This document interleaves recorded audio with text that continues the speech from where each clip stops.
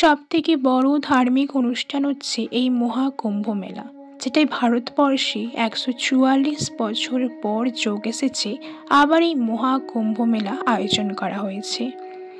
কুম্ভ মেলা মানে কি শুধু সানযাত্রা পর্ব, শুধু কি সাধু সন্ন্যাসীদের আসার পর্ব, না শুধু মেলায় ঘোরার যাত্রা, না মেলায় গেলে হারিয়ে যাওয়ার ভয়? কুম্ভ মেলা মানেই আমরা শুনে এসেছি মেলায় গিয়ে বিচ্ছেদ হয়ে যাওয়ার ভয়। কুম্ভ মেলায় যে এত লোক আসে, এত যে সাধু সন্ন্যাসীরা আসে, কেন আসে আর কোথা থেকে আসে, আখাড়া কি, আজকে জানবো সব কিছু বিস্তারিতভাবে। এই কুম্ভ মেলা আয়োজন করা হয় ভারতবর্ষে 4টি জায়গায়: হরিদ্বারে গঙ্গা নদীর তীরে, উজ্জয়িনীতে শিপ্রা নদীর ধারে, নাসিকে গোদাবরী নদীর তীরে এবং প্রয়াগরাজে গঙ্গা যমুনা সরস্বতী নদীর সঙ্গমস্থলে। কিন্তু প্রশ্ন এখানে, এই 4টি জায়গায় কুম্ভ মেলা কেন আয়োজিত করা হয়? এই ঘটনাটি হয় পৌরাণিক ঘটনা অনুসারে। আমরা সবাই জানি সমুদ্র মন্থন হয়েছিল। যখন সমুদ্র মন্থন হয়েছিল, একদিকে দেবতা এবং আরেকদিকে দানব ছিল। দেবতা এবং দানবদের মধ্যে এই কথাটাই নির্ধারিত হয়েছিল, সমুদ্র মন্থনে যা কিছু বেরোবে দুজনের দলেই ভাগ করে নেওয়া হবে। কিন্তু সমুদ্র মন্থনে যখন অমৃত কলস বের হয়, তখন দানবরা ঠিক করে পুরো অমৃত কলস তারা নেবে।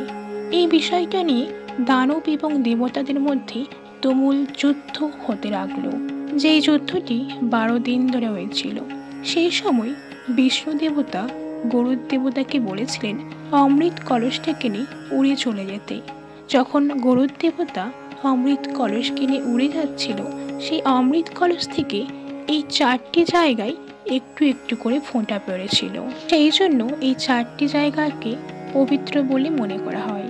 এবং বিষ্ণু দেবতা তখনই বলেছিলেন, এই 4টি জায়গায় যদি কোনো ব্যক্তি স্নান করে, সে অমৃত পাওয়ার মতোই পুণ্য লাভ করবে। কিন্তু এটা তো ছিল পৌরাণিক ঘটনা। জ্যোতিষ শাস্ত্র অনুসারে কেনই 12 বছর পরেই কুম্ভ মেলা আয়োজন করা হয়, আর এই ঘটনাটি কি সত্যি কিনা সেটা জেনে নেওয়া যাক। কুম্ভ মেলার পেছনে যেই কথাগুলি বলা হয়, সেইগুলোর সাথে জ্যোতিষ শাস্ত্রের মিল আছে কিনা সেটাও জানা যাক। দেবতাদের সাথে যখন দানবদের যুদ্ধ হচ্ছিল, তখন সেটি 12 দিন ধরে যুদ্ধ চলছিল। যুদ্ধ চলাকালীন অমৃত কলস থেকে অমৃত যাতে পড়ে না যায়, অমৃত কলসের মুখটিকে চন্দ্র দেবতা ভালো করে ঢেকে রেখেছিল এবং সূর্য দেবতা অমৃত কলসটি যাতে ভেঙে না যায় সেই দিকে দেখছিল। এবং এর সাথে বৃহস্পতি দেবও ছিলেন, যাতে দানবরা অমৃত কলসের ধারের কাছেও না আসতে পারে সেই দিকটা লক্ষ্য করছিল। যেহেতু এই ঘটনাচক্রে বৃহস্পতি দেব, সূর্যদেব এবং চন্দ্রদেব ছিলেন, তাই সূর্য, বৃহস্পতি এবং চন্দ্র এই 3টি জিনিসকে দেখে নির্ধারিত করা হয়। এবং দেবতাদের একদিন মানে হচ্ছে আমাদের মনুষ্য জগতের 1 বছর। তাই কুম্ভ মেলা 12 বছর পরই আয়োজন করা হয়। যেমনটি হচ্ছে, যখন বৃহস্পতি কুম্ভ রাশিতে এবং সূর্য মেষ রাশিতে প্রবেশ করে, তখন হরিদ্বারে গঙ্গা নদীর ধারে কুম্ভ মেলার আয়োজন করা হয়। এবং যখন বৃহস্পতি গ্রহ মেষ রাশিতে এবং সূর্য এবং চন্দ্র মকর রাশিতে প্রবেশ করেন, তখনই প্রয়াগরাজে কুম্ভ পর্ব আয়োজন করা হয়। আর এই কুম্ভ পর্ব প্রতি 12 বছর অন্তরই হয়, কারণ সূর্যকে বৃহস্পতির প্রদক্ষিণ করতে প্রায় 12 বছর সময় লাগে। আসুন এবার জানি, এই যে কুম্ভ মেলায় এত সাধু সন্তরা আসে, সেই সাধু সন্তরা কি শুধু স্নান করতেই আসে? এর উত্তর হলো না, শুধু স্নান করতেই আসে না। বিভিন্ন জায়গায় থাকা এইসব সাধু সন্তরা 12 বছর পর এক জায়গায় একত্রিত হয়, শুধু স্নান করতে না। এই যে 12 বছর ধরে তারা কি কি জ্ঞান অর্জন করলেন, তারা কি কি নতুন ধরনের জিনিস শিখলেন, সেই সব জিনিস নিয়েই আলোচনা করার জন্য একে অপরে এই 12 বছরের নতুন নতুন কি জিনিস শিখলেন সেইগুলোই আলোচনা করেন। সেই জন্য এই কুম্ভ মেলার ভূমিটিকে জ্ঞান ভূমিও বলা হয়।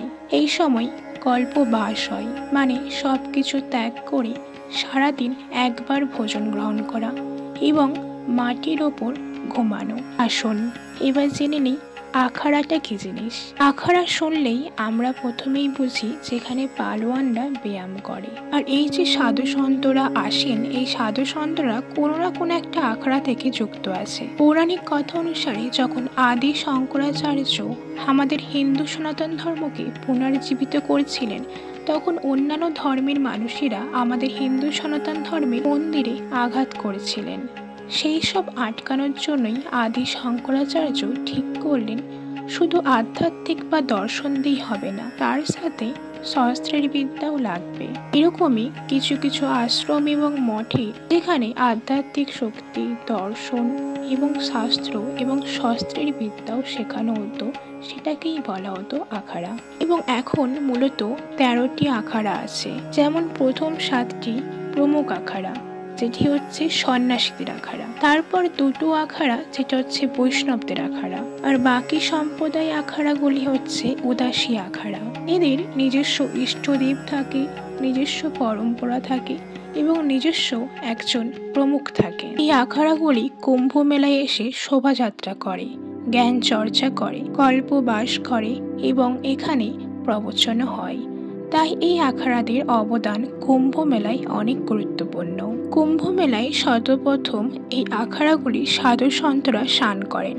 যখন এই সাধু সন্তরা স্নান করেন, সেই স্নানকে বলা হয় শাহী স্নান বা রাজযোগী স্নান। এই রাজযোগী স্নান এবারে 3টি সময়ে নির্ধারিত হয়েছে।